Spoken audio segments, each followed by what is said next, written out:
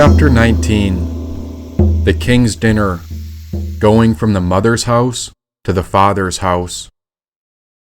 In that descent upon the road of ashes, where I worked in the kitchen, it seemed that much of me had died. A certain type of motivational will was extinguished, as if my purpose had been lost on the inside. Chasing girls was not of interest to me, and neither was making money or new friends. I simply wanted peace and nothing else, and so as often as I could, I'd wander to the place where the edge of America ends. There by that lighthouse, I would sit and I would pray. Maybe tomorrow I'd wake up, and this would be a dream where I'd be given another life upon a brand new day. And when I'd wake, my bank account was nearly empty. I needed to find more work, otherwise the city would evict me. On that beach, I felt connected to my mother, the pure one who carried me.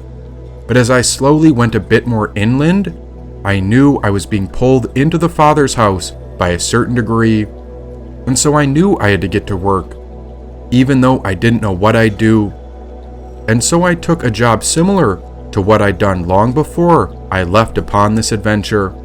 It was the same line of work as my father, and so I went off to sell engineering parts to companies and to business that was new. It was a good paying job, and I did this because I had a dream of building a garden.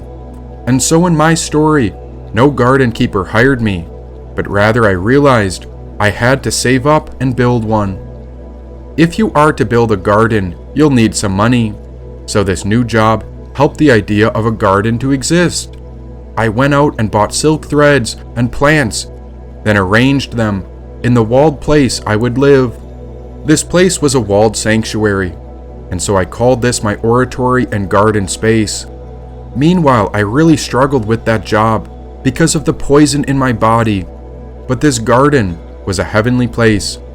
I sure looked the part at work, and thank God I could still access the old memories, because it seemed that some days I was on autopilot while I'd go to the customers wherever my new job sent me. Cruising around the kingdom, I'd go from place to place.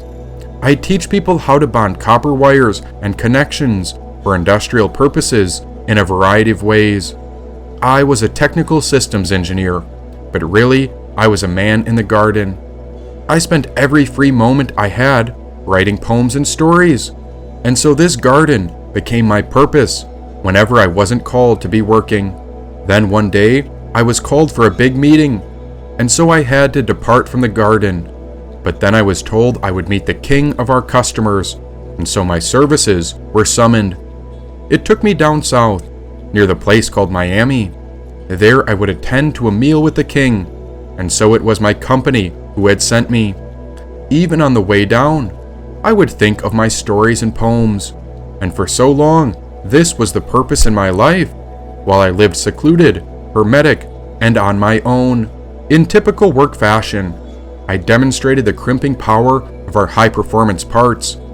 We spoke about business deals, and that night I knew that invisible poetry would flood my heart.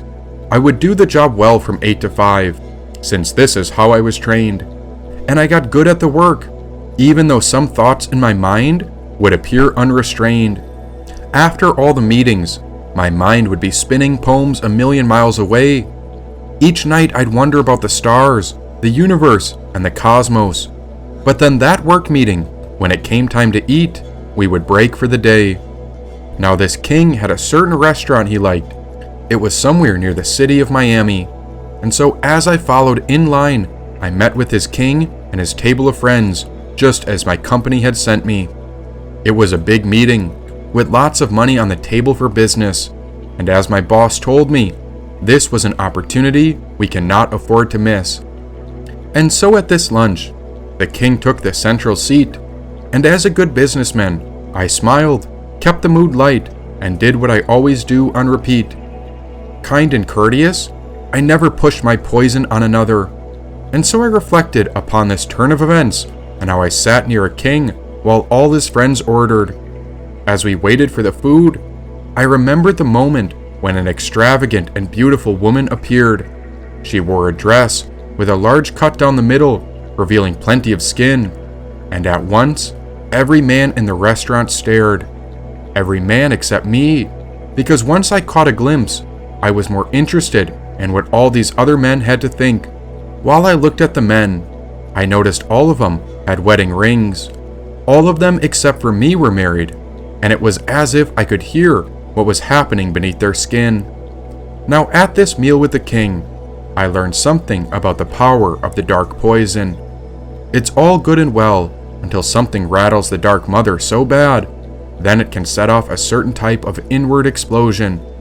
The king pulled out his phone and raised it over the table. He began to zoom in with his camera, and there he snapped a certain picture of her.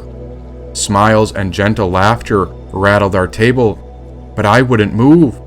Then he turned the picture to me, but the dark mother did not approve. The picture he took was zoomed in and centered upon her chest. No face showing, just the legs, the slit down her dress, and her breasts. For as bad as the poison had been until now, it seemed as if this poison had been confined in a crucible or capsule. But this was an explosive ingredient that was added, and now a terrible rage of wicked darkness began to unfurl.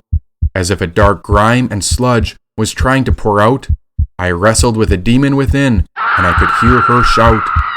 These men seemed to enjoy the food, but I couldn't say another thing the rest of the meal. I needed to get back to the ocean as soon as possible, because I was going to erupt if I didn't find the sacred water for relief to heal. By the time I got home, I embraced the way of water, but that situation set off the dark mother in ways I cannot describe, and that business king really angered her. Thank goodness I had the weekend to try to heal, but soon Monday arrived. Then I called my boss to explain what I had witnessed with my very own eyes. I told him what happened and how I didn't lose sight. Then he said, "Well, don't do anything and don't tell anyone. We need that business. Isn't that right?" This was the way of the king's current world, and this was not the energy of the sacred king, but rather this was the cusp of immoral action, and this land seemed to be ruled by a wicked set of kings. When I turned on the news, I saw these terrible kings everywhere, from Wall Street to private islands and politics. That's when I realized there was a blessing with the poison inside of me. There was fruitful work from walking upon the road of ashes. That fury changed me, and I was never the same after that.